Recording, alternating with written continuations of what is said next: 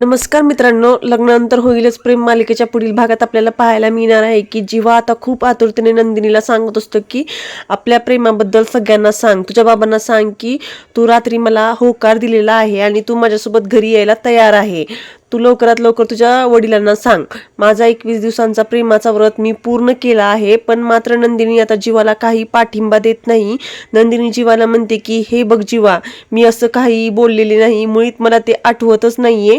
तर जीवा म्हणतो की तुला काहीच कसं आठवत नाहीये, 21 दिवसांपासून मी तुझी एक झलक पाहण्यासाठी मरतोय. ॲलर्जी असताना मी प्रॉन्स खाल्ले, तुझ्यासाठी हळदी कुंकवाचा कार्यक्रम केला. अगं माझ्याकडून जे होईल ते सगळं काही मी केलं, पण आज तू दाखवून दिलंस की या शहाण्या जगात वेड्या प्रेमाला जागा नाहीये.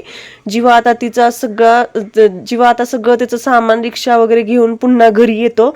तर इकडे सगळे आतुरतेने जीवाला विचारतात की नंदिनी कुठे आहे.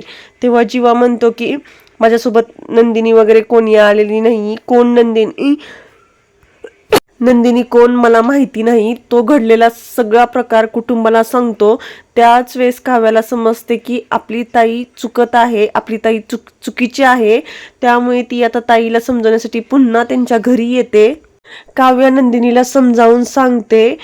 तर ताईला समजावत असताना धनंजय उगाचच मध्ये मध्ये करत असतो. तेव्हा काव्या म्हणते की बाबा मला ताईशी बोलू द्या. काव्या म्हणते की अगं जेव्हा एवढं प्रेम करतो ना तेवढं तुझ्यावर, तेवढं कदाचित त्याने माझ्यावरही तेवढं केलं नसेल, पण तू काय केलंस त्याचं मन दुखावलं. अगं मान्य आहे आम्हाला की आम्ही तुमची फसवणूक केली, पण याचा अर्थ असा होत नाही की आमचं प्रेम खोटं आहे. जीवासारखा मुलगा तुला शोधूनही मिळणार नाही.